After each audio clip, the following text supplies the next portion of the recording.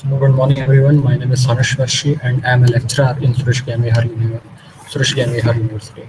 And today we will discuss about young modulus. Here we discuss about young modulus, calculations, ferrous materials, non-ferrous materials, and bulk modulus. Now we will discuss about young modulus. Young modulus or the Young's modulus or the Young modulus is a mechanical property that measures the stiffness of a solid material. It defines the relationship between the stress per unit area and strain proportional deformation. Now, material in the linear elasticity in the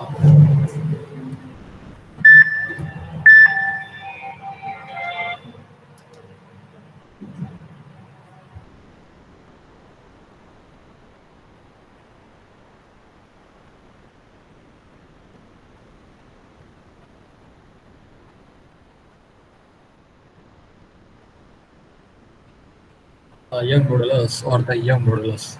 Young's modulus or the Young modulus is a mechanical property that measures the stiffness of the relationship between it defines the relationship between stress force per unit area and the strength.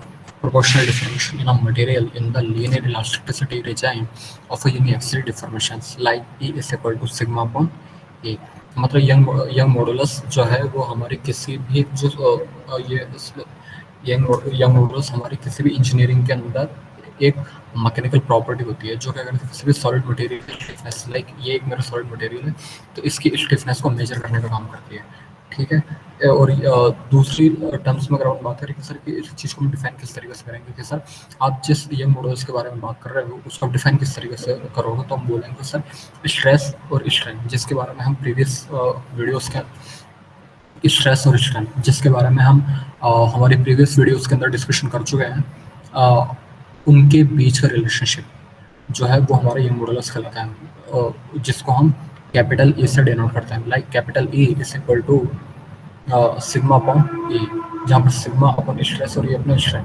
मतलब अगर हमारे पास में stress और strain हो तो हम Young modulus calculate कर सकते हैं जो कि हमारा स्ट्रेस और स्ट्रेन का होता है रेशो होता है calculations. Young modulus E can be calculated by dividing the tensile stress by the engineering extension strain in the elastic of the initial oblique linear portion of the physical stress strain curve. Like capital E is equal to sigma E upon E is equal to force upon area divided by delta L upon L naught is equal to F into the L naught divided by A into the delta M. Here, capital E is equal to Young modulus or modulus of elasticity, and F is equal to force exerted on an object under tension. Capital A is equal to actual cross-sectional area, which equals the area of the cross-section perpendicular to the plate force. Delta L is the amount by which the length of the object changes. Delta L is positive if the material is stretched and negative if the material is compressed.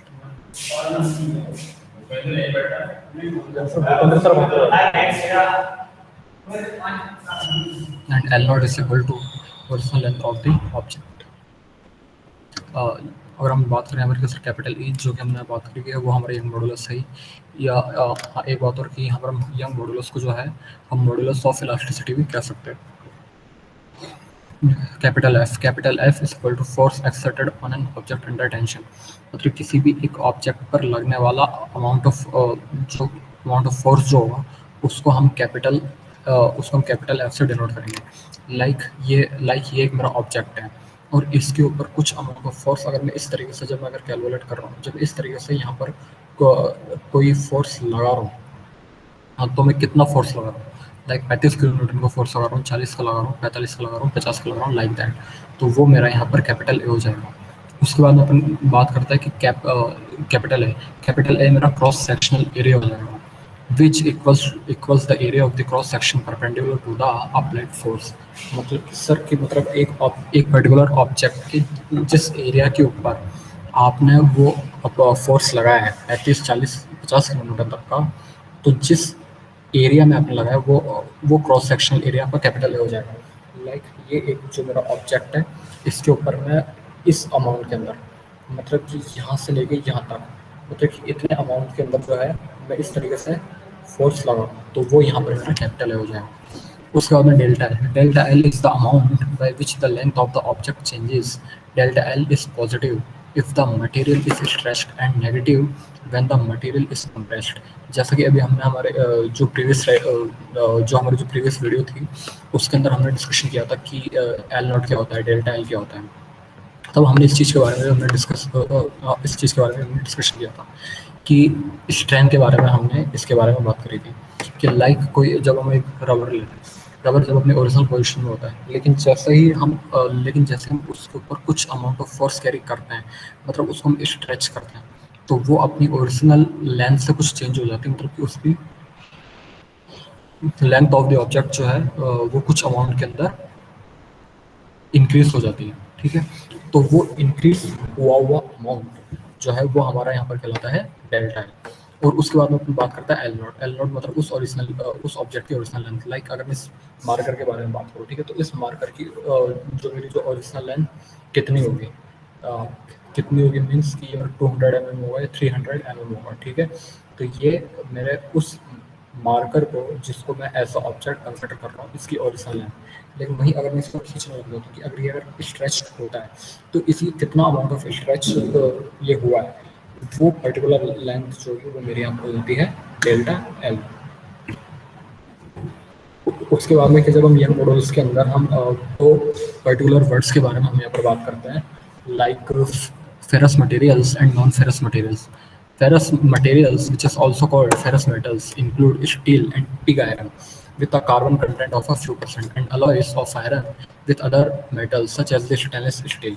Non-ferrous is used to describe the metals and alloys that do not contain an appreciable amount of iron, like example carbon steel, stainless steel, cast iron, alloy steel, etc.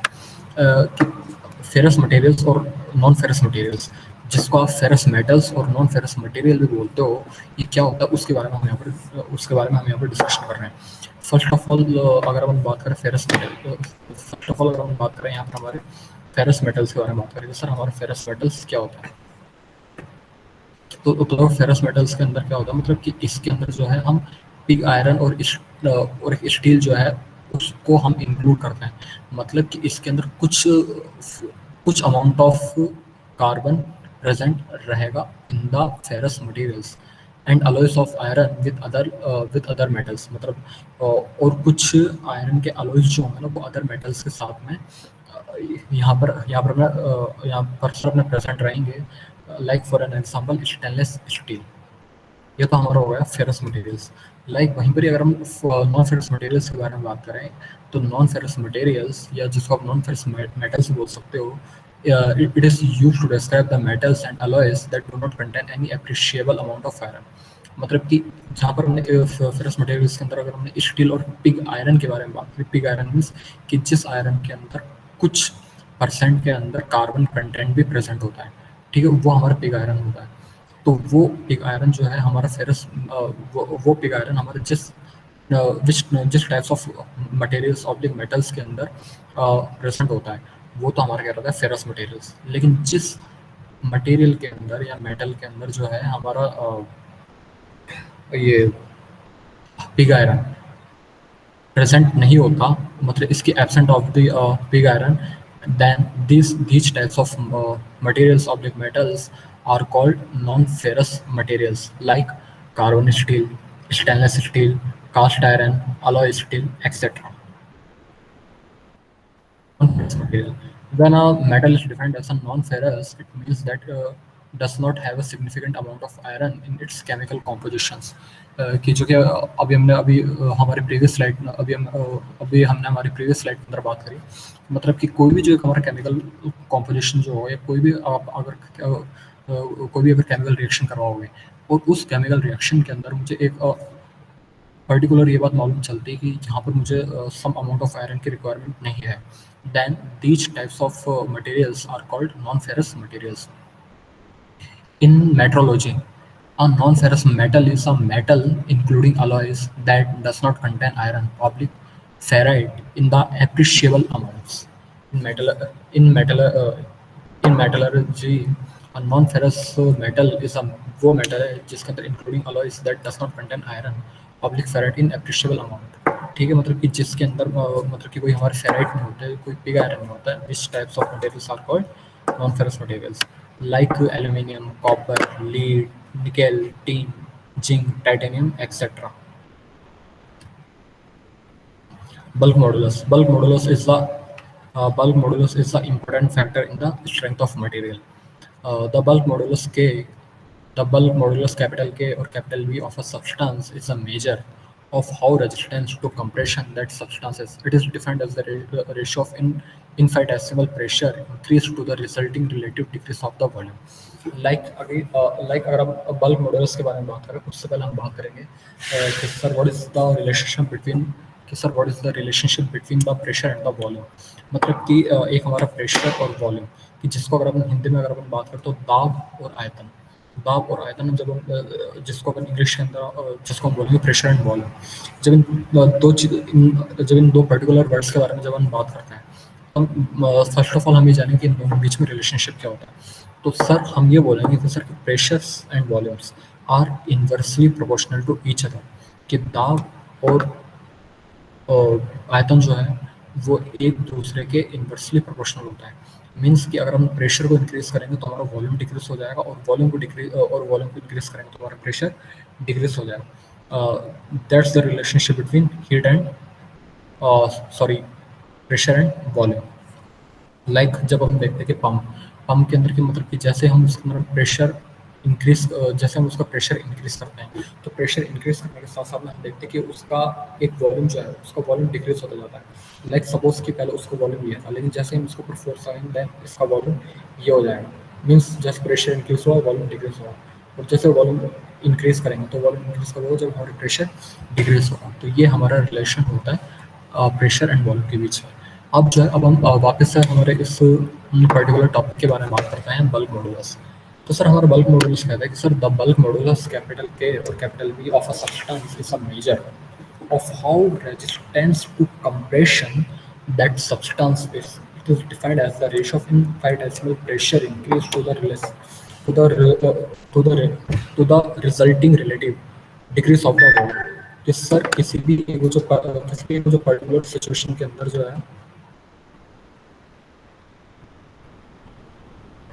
कि sir किसी भी एक हमारे एक जो particular situation के अंदर मतलब कि आपने ये बता दिया कि sir what is the relationship between pressure and volume. इस चीज़ के बारे में आपने सर बता दिया.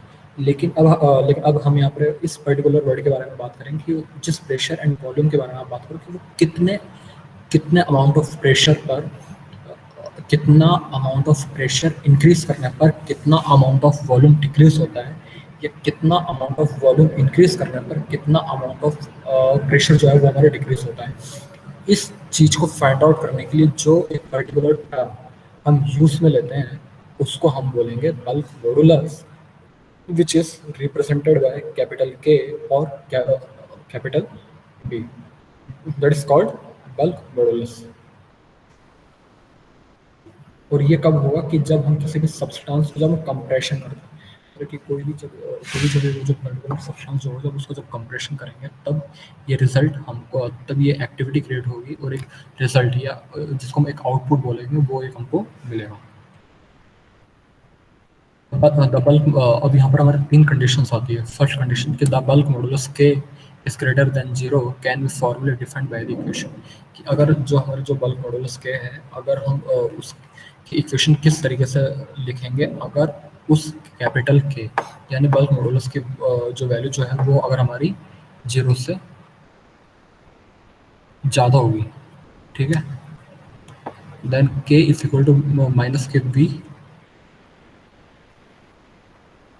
Capital K is equal to minus capital V into में D P upon d V, where P is the pressure, V is the volume, and dp upon dv denotes the derivative of pressure with respect to volume considering unit mass, ठीक है।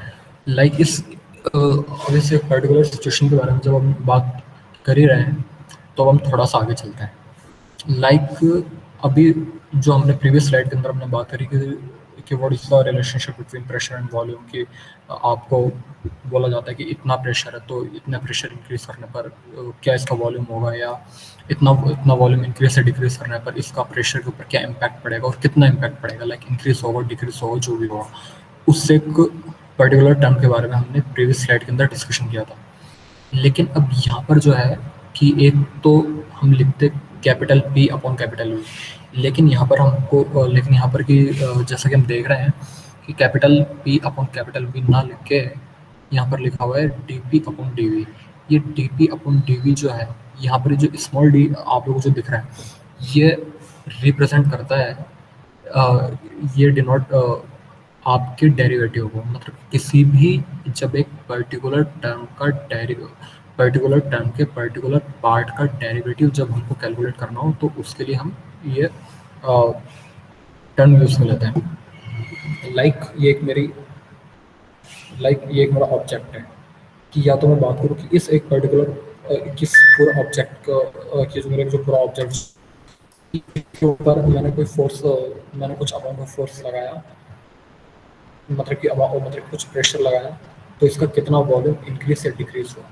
एक तो particular term इस बारे में बात कर रहा हूँ, तो उसको तो मैं बोलूँगा capital P upon capital we. लेकिन वहीं अगर मैं इसका एक पर्टिकुलर एरिया कंसिडर कर लूँ, लाइक कि ये एक जो मेरी पूरी वॉल्यूम है इसका मैंने ये जो पर्टिकुलर एरिया कंसिडर कर लिया, लाइक यहाँ से लेके यहाँ तक, ठीक है, कि यहाँ से लेके यहाँ तक का जो है एक मैंने एरिया इसका कंसिडर कर लिया। और इसके लिए मैं पूछ रहा हूँ कि इस एक पर्टिकुलर एरिया पर, लाइक कि ये एक इतना पर्टिकुलर एरिया, मतलब कि जहाँ पर ये जो मेरी 2 उंगली जो दिख रही है, इस एक पर्टिकुलर एरिया के बारे में मैं यहाँ पर बात करूँ कि ये एक पर्टिकुलर एरिया मैंने डिस्कशन किया और बोलूँ कि इस एक पर्टिकुलर एरिया पर जो है कि मैं प्रेशर इंक्रीज कर रहा हूँ, तो इस पर्टिकुलर एरिया पर मेरा कितना अमाउंट ऑफ वॉल्यूम डिक्रीज होगा। These statement and this phenomena are calculated by this derivative, which is denoted by the small d. Then small d into p divided by small d into v. ठीक है, where p is pressure, capital P is pressure, capital V is volume, dp upon dv denotes the derivative of pressure with respect to time. उसी तरीके से जब हम जो है यहाँ पर मास को कंसिडर करते हैं, पहले हमने जो है यहाँ पर वॉल्यूम को कंसिडर किया, अब इसी के साथ में हम यहाँ पर मास को कंसिडर कर रहे हैं।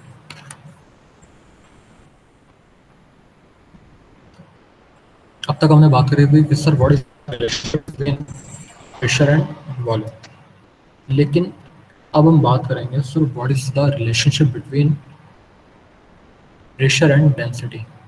Density is equal to mass per volume, where rho is the density and dp upon d rho, जैसे कि हम लिखा होगा sir capital K is equal to rho into में dp upon d rho, where rho is the density, dp upon d rho denotes derivative of pressure with respect to density, pressure rate of change with respect to volume. The inverse of the bulk modulus gives a substance compressibility. Compressibility, ठीक है sir, that is called relationship between the pressure and density.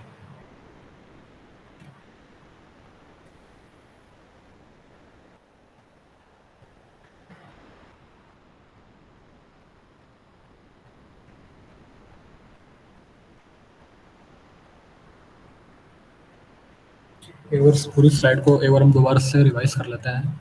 कि young models के बारे में बात करें। Young models के अंदर अपन ने बात की सर यंग मॉडल्स होता क्या है, इसको किस तरीके से कैलकुलेट करते हैं, फेरस मटेरियल्स क्या होता है, नॉन फेरस मटेरियल्स क्या होता है और बल्क मॉडल्स क्या होता है।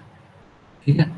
उसके बाद में हमने बात करी थी कि वो जो यंग मॉडल्स के डेफिनेशन के बारे में तो हमने बात करी थी कि सर स्ट्रेस और स्ट्रेन का जो रेशियो जो होता है उसको अपन यंग मॉडल्स बोलते हैं, और ये हमारी एक किसी भी इंजीनियरिंग के अंदर स्ट्रेंथ ऑफ मटेरियल की मैकेनिकल प्रॉपर्टी होती है। उसके बाद में हमने इसके कैलकुलेशन के बारे में बात करी, तो कैलकुलेशन के बारे में कि जैसे मैंने बताया था कि सर मतलब कि स्ट्रेस और स्ट्रेन का रेशियो होता है, स्ट्रेस को सिग्मा से डिनोट करते हैं, इसको कैपिटल ए से डिनोट किया जाता है, और जो हमारी स्ट्रेन जो होता है उसको स्मॉल ए से डिनोट किया जाता है। तो इस तरीके से हम इसको कैलकुलेट कर सकते हैं। So capital A is equal to sigma upon A. Capital मतलब सिग्मा यहाँ पर जो है वो हमारा स्ट्रेस है, स्ट्रेस का फॉर्मूला हमारा था फोर्स अपॉन एरिया, जो कि हमने यहाँ पर कैलकुलेट कर दिया। उसी तरीके से स्मॉल ई का जो हमारा फॉर्मूला था वो हमारा होता है delta L upon L naught, where delta L is equal to change in length upon original length. और जब हम फाइंड आउट करेंगे तो एक आउटपुट जो हमको मिलेगा वो हमको मिलेगा सर इसको capital E is equal to F into L naught upon में ए इंटू डेल्टा एल। उसके बाद ना हम फेरस मटेरियल्स के बारे में बात करेंगे। तो फेरस मटेरियल्स के बारे में हम ये वाली बात कर रहे थे कि सर इसके अंदर आप स्टील और पिग आयरन दोनों को कंटेंट करते हैं। सर हम दोनों को इंक्लूड करेंगे। पिग आयरन मीन्स कि जिसके अंदर कुछ अमाउंट ऑफ कंटेंट कार्बन के भी होते हैं। ठीक है। Like like stainless steel. उसी तरीके से नॉन फेरस मटेरियल क्या होता है, उसके अंदर हमारे पिग आयरन नहीं होते हैं, जैसे carbon steel, stainless steel, cast iron and alloy steel. Non ferrous material इसके बारे में वही किस तरीके मतलब कि किसी भी केमिकल कॉम्पोजिशंस के अंदर जब हमको पिग आयरन के सिग्निफिकेंट अमाउंट की रिक्वायरमेंट नहीं होती, then these types of metals oblique materials are called non ferrous materials like copper, lead, nickel, zinc, tin, iron, titanium etcetera. Bulk modulus के बारे में हमने बात करी थी। बल्क मॉड्यूल्स के बारे में हमने ये बात बोला था कि सर इसको हम कैपिटल के या कैपिटल बी या फिर हम कैपिटल बी से हम डिनोट करते हैं, और कैपिटल के या कैपिटल बी के अंदर मतलब कि उस कैपिटल के और कैपिटल बी के अंदर मतलब कि सर वो जो मतलब कि कितना अमाउंट ऑफ प्रेशर इंक्रीज करने पर कितना अमाउंट ऑफ वॉल्यूम डिक्रीज हो रहा है, कितना अमाउंट ऑफ वॉल्यूम इंक्रीज करने पर कितना अमाउंट ऑफ प्रेशर डिक्रीज हो रहा है। This terminal are represented and calculated by the bulk modulus, which is represented by capital K और capital B। लाइक फिर उसके बाद में हमने बात की थी कि अगर हमारा जो बल्क मॉडुलस जो है बल्क मॉडुलस के की वैल्यू जो है अगर वो 0 से ज़्यादा होगी, तब जो हमारा फॉर्मूला लगेगा for denoted for a pressure and volume, वो हमारा capital K is equal to minus K B into में D P upon D B. और उससे जैसे डेंसिटी को अगर कैलकुलेट करना होगा, डेंसिटी के साथ साथ में अगर प्रेशर का रिलेशनशिप फाइंड आउट करना होगा, तो हम यूज में लेंगे capital K is equal to rho into में D P upon d rho. That's called that's called bulk modulus.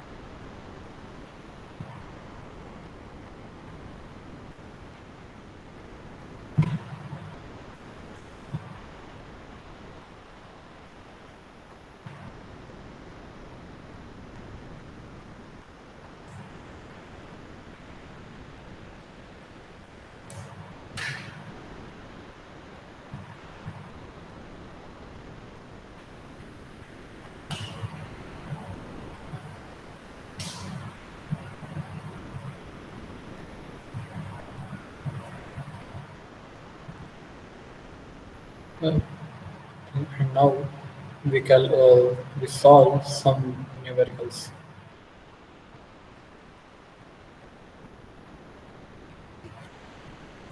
So numerical number 1. A rod of 2 centimeter diameter and 150 centimeter in length is subjected to an axial pull of 20 kN. If the modulus of elasticity of the steel material rod is 2 into 10 to the power 6 Newton per mm square, then determine stress, first of all stress, second is strain, and third is elongation of the rod. मतलब कि यहाँ पर हमको कहा है कि एक rod है जिसका जो डायमीटर जो है वो 2 सेंटीमीटर है और उसकी लेंथ जो है वो 150 सेंटीमीटर है और वो और उसके ऊपर एक 20 किलो न्यूटन का फोर्स लगाया जा रहा है और मॉडुलस ऑफ इलास्टिसिटी उसकी जो है वो हमारे 2 इंटू 10 की power 6 newton per M M square है इस तो अब हमको जो है first of all stress, second strain हमको कैलकुलेट करनी है। तो फर्स्ट ऑफ ऑल जो है कि अगर हम लेंथ और सबसे पहले अगर अपन बात करें कि स्ट्रेस के बारे में मतलब स्ट्रेस को कैलकुलेट करने के लिए फर्स्ट ऑफ ऑल हम देखें कि वो गिवन क्या है। First of all length of the road जो है वो हमको दे रखी है 150 सेंटीमीटर। उसके बाद में डायमीटर ऑफ द रोड जो है हमारा वो हमको दे रखी है D is equal to 2.0 centimetre. अब न्यूमेरिकल जो भी हम सॉल्व करेंगे वो हम किसी एक पर्टिकुलर यूनिट के अंदर लेके चलेंगे। इसके लिए हमको यूनिट कन्वर्जन आना चाहिए। लाइक कि आप अगर मीटर में अगर कैलकुलेट कर रहे हो तो फिर पूरा न्यूमेरिकल जो है वो मीटर के अंदर कैलकुलेट होना चाहिए। सेंटीमीटर में ले रहे हो तो पूरा सेंटीमीटर में होना चाहिए और अगर एमएम में ले रहे हो तो पूरा एमएम के अंदर होना चाहिए विच इज कॉल्ड मिलीमीटर। तो अगर length of the rod L is equal to 150 centimetre दे रही है और डायमीटर ऑफ द रोड जो है वो हमको 2 सेंटीमीटर दे रखी है और इस सेंटीमीटर को जो है हमको अगर एमएम के अंदर कन्वर्ट करना है तो हम करेंगे D is equal to 2 centimetre is equal to 20 mm और इस सेंटीमीटर को जब एमएम के अंदर कन्वर्ट करेंगे तो हमारा आंसर निकल कर आएगा 20 mm. And then we calculate area for the stress. Then हम ये जानते हैं मतलब कि किसी भी डायमीटर जो है वो एक सिलेंड्रिकल शेप में और किसी सिलेंड्रिकल का एरिया हमारा पाई आर स्क्वायर होता है जहाँ पर पाई की वैल्यू हमारी कांस्टेंट होती है 3.14 और जो डी जो है डी हमारा डायमीटर होता है और डायमीटर हमेशा रेडियस का डबल होता है। ठीक है। Then R is equal to और ठीक है हमेशा रेडियस का डबल होता है।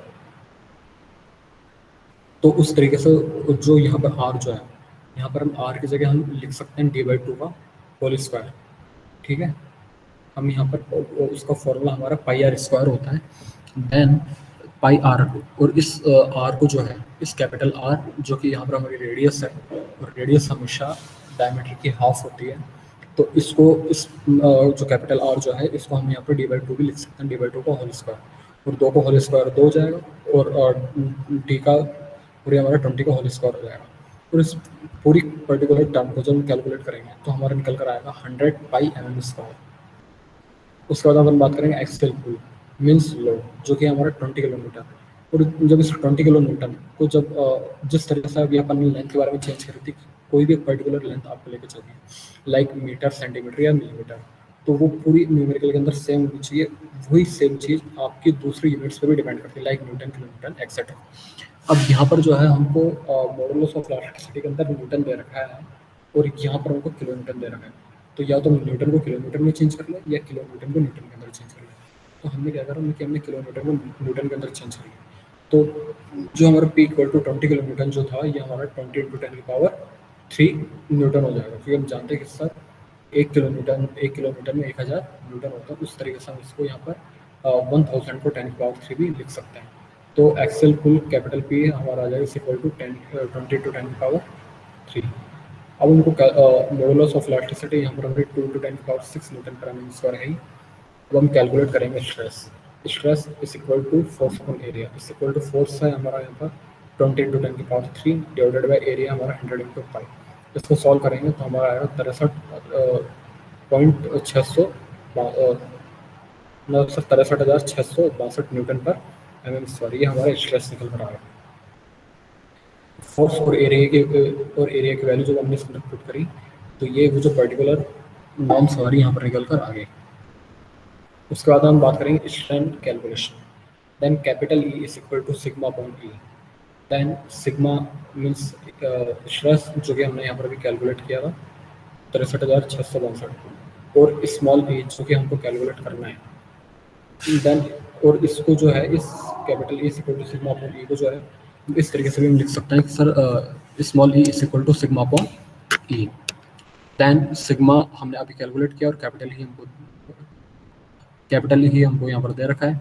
दोनों की वैल्यूज हमने यहाँ पर पुट करी और आंसर हमारा निकल कर आ गया 0.000318 अब यहाँ पर हमको इलोंगेशन मीन्स डेल्टा एल पूछा है। उसके लिए हम जानते हैं sir we know that E is equal to delta L upon L. ठीक है, मीन्स स्ट्रेन का जो है ये एक हमारा फॉर्मूला होता है इलोंगेशन के लिए। देन इस पर्टिकुलर टर्म को जो है हम इस तरीके से भी लिख सकते हैं sir delta L is equal to E into L, where capital E is equal to 0.000318 जो कि अभी हमने कैलकुलेट किए इंटू में एल। एल हमारी है लेंथ। लेंथ देखो कि यहाँ पर जो है हमको दे रखी है 150 सेंटीमीटर और इस 150 सेंटीमीटर को जब हम लोग एमएम के अंदर चेंज करेंगे तो हमारी आ जाएगी 1500 एमएम जो कि हमने यहाँ पर रख दी।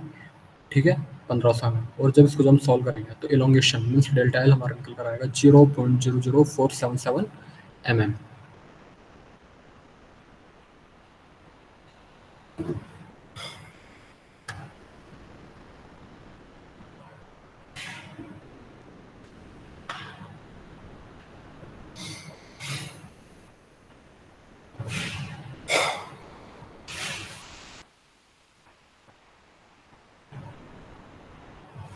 It's problem number 7. Find the minimum diameter of the steel wire which is used to raise a load of 4000 Newton. If the stress in the rod is not to exceed 95 mn per meter square, means micro Newton per meter square.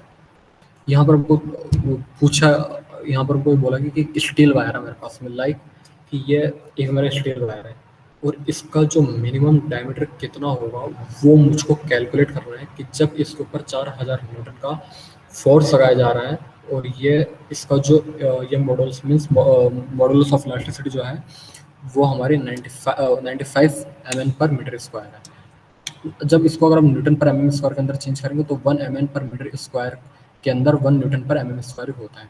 तो जो हमारा मतलब जो modulus of elasticity जो हमारे sorry ये हमारा stress हो गया।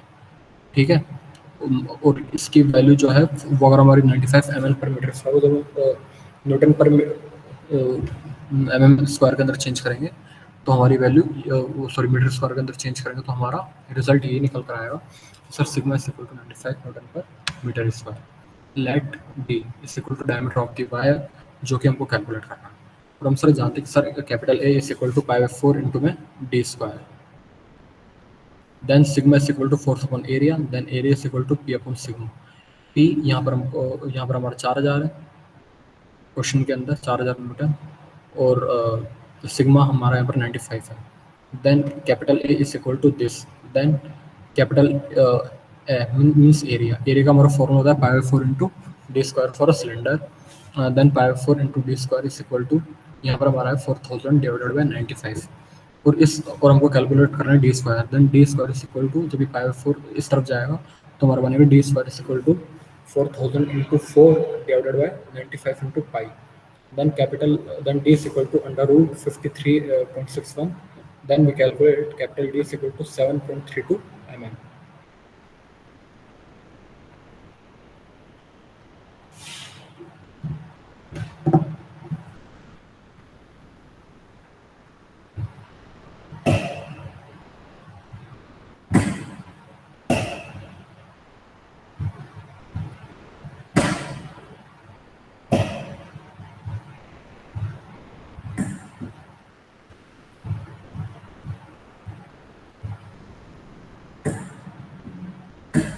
उसके बाद में हम एक और न्यूमेरिकल के बारे में बात करते हैं।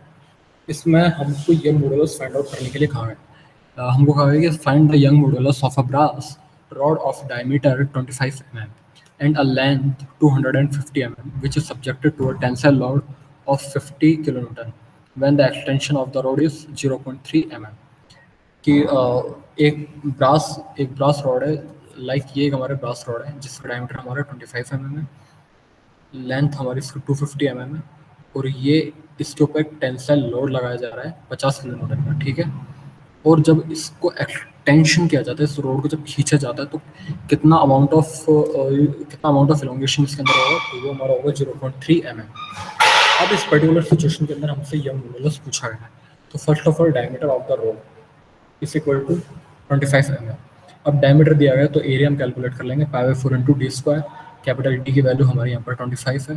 देन पाई बाई 4 इंटू में 25 का होल स्क्वायर कैलकुलेट करेंगे, एरिया हमारा निकल कर आएगा 490.87 एम स्क्वायर। उसके बाद में टेंसाइल लोड जो कि हमको दे रखा है 50 किलो न्यूटन, इसको जब हम लोग न्यूटन के अंदर चेंज करेंगे तो हमारा आएगा 50 इंटू 10 की पावर 3 न्यूटन। 10 की पावर 3 मीन्स 1000, क्योंकि एक किलो न्यूटन के अंदर 1000 न्यूटन होते हैं। देन 50 इंटू 10 की power 3 Newton. Extension means delta, मतलब कि कितना वो बॉडी हमारी स्ट्रेच हो रही है, एक्सटेंड हो रही है, तो वो हमारी हो रही है 0.3 mm। And now length of the rod, मतलब कि उस रॉड की original length, this rod and इसकी ओरिजिनल लेंथ वो हमारी हो जाएगी 250 mm।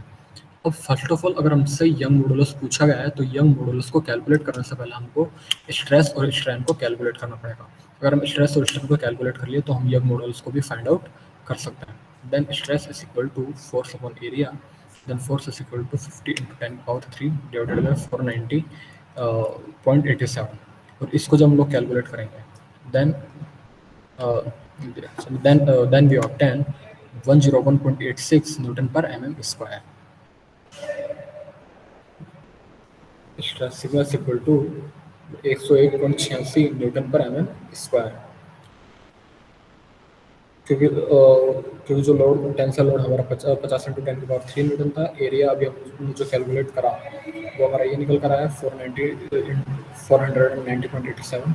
और इसको जब हमने स्ट्रेस को जो हमारा फॉर्मूला जो स्ट्रेस का फॉर्मूला जो होता है पी अपॉन है, इसके अंदर जब हमने ये फॉर्मूला लिख के इसके अंदर जब वैल्यू को पुट करा और जब इसको सॉल्व करा तो स्ट्रेस की वैल्यू हमारी निकल कर आई 101.86 newton per mm square. And now we calculate strain, which is represented and which is denoted by small e is equal to delta L upon L. Then delta L is equal to 0.3 and small l, which is the original length, is equal to 250. Then we calculate 0.0012. And now we calculate, अब यहाँ पर हमको stress, अब यहाँ पर हमने stress find out कर लिया है और स्ट्रेन फाइंड आउट कर लिया है। अब इसको अब इन दोनों थ्रू हम Young modulus means capital E हम फाइंड आउट कर लेंगे। Then we calculate capital E is equal to sigma upon A, where sigma's value is 101.86 divided by strain value which is denoted by small E is equal to 0.0012। Then we obtain 84,883.33 newton per mm square is the value of Young modulus और capital E. Then which is also right 84,883.33 into 10 की power 6 newton per metre square when we convert into millimeter to meter and when it's calculated into gn per meter square, then we obtain 84.88 into 10 की power 9 g newton per metre square.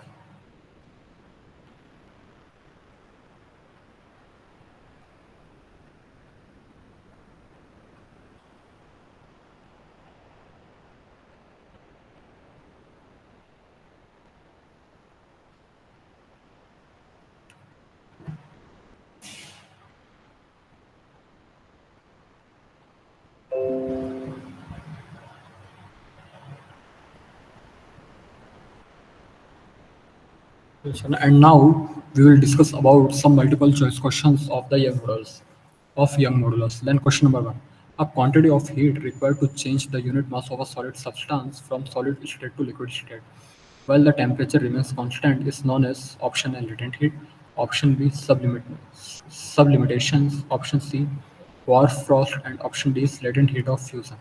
The right answer is option D, latent heat of fusion. Question number 2: a constant pressure air thermometer have a reading of 47.5 units of volume when immersed in ice cold water and 67 units in a boiling liquid. What is the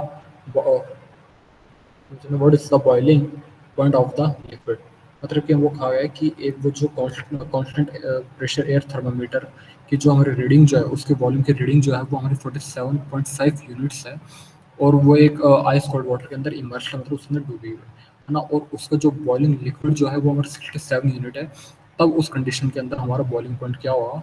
option है 100 degree centigrade, option B 112 degree centigrade, option C 125 degree centigrade, और option D is 135 degree centigrade. Then the right answer is option B 112 degree centigrade. Question number third. The bulb of one thermometer is spherical while that of other is cylindrical. If both of them have equal amount of mercury, which one will respond quickly to the temperature? Option is spherical, option B cylindrical, option C elliptical, and option D is circle. The right answer is option B cylindrical. Question number fourth. A black body at a high temperature T in the Kelvin radiates energy at a rate of E W into meter square. When the temperature falls of T by 2 Kelvin, the radiate energy will be option E by 4, option B E by 2, option C 2 into E, the option D is E by 16. The right answer is option D, E by 16. Question number 5. On increasing the temperature of a substance gradually, its colors becomes option A red, option B green, option C yellow, या option D white. The right answer is option C yellow. Question number 6. Good conductors of heat are also good conductor of electricity and vice versa. मतलब कि sir जो हमारे जो ऊर्जा का सुचालक, जिसको अपन हिंदी के अंदर हम सुचालक और कुचालक बोलते हैं, तो sir good conductors of heat are also good conductors of electricity and vice versa. Reason: mainly electrons are responsible for these conductors. Option A: both assertion and reasons are true, and the reason is correct explanations of the assertions. Option B is both assertion and reasons are true, but the reason is not a correct explanations of the assertion. Option C is assertion is true, but the reason is false, and option D is both assertion and reasons are false. The right answer is option A. Both assertions and reasons are true, and reason is correct explanations of the assertions. Question number 7. A centigrade and Fahrenheit thermometers are dipped in boiling water. The water temperature is lowered until the Fahrenheit thermometers register 140 degrees centigrade. What is the fall in temperature registered by the centigrade thermometer? Option A 80 degrees centigrade, option B 60 degrees centigrade, option C 360 degrees centigrade, and option D is 30 degrees centigrade. The right answer is option C 360 degrees centigrade. Question number 8. If 1 kg of steam is mixed with 1 kg of ice, what is the resultant temperature of the mixture? Option A 270 degrees centigrade, option B 230 degrees centigrade, option C 100 degrees centigrade, and option D is 50 degrees centigrade. The right answer is option C 100 degrees centigrade. Question number 9. A beaker full of hot water is kept in a room if the cools from 80 degrees centigrade to 75 degrees centigrade in T1 minutes, from 75 to 70 degrees centigrade in 2 minutes, and from 70 to 65 degrees centigrade in T3 10 minutes. Then option T1 is equal to T2 is equal to T3. Uh, Option B, T1 is greater than T2 is equal to T3. Option C, T1 is greater than T2 is greater than T3. And option D is T1 is less than T2 is less than T3. The right answer is option C, T1 is greater than T2 is greater than T3. Question number 10 is last but not least. A black body is at 727 degrees centigrade. It emits energy at a rate which is proportional to the option A 727 Cavalier square, option B 1000 Cavalier square, option C 727 की power 4, and option D is 1000 की power 4. The right answer is option D 1000 की power 4. Thank you.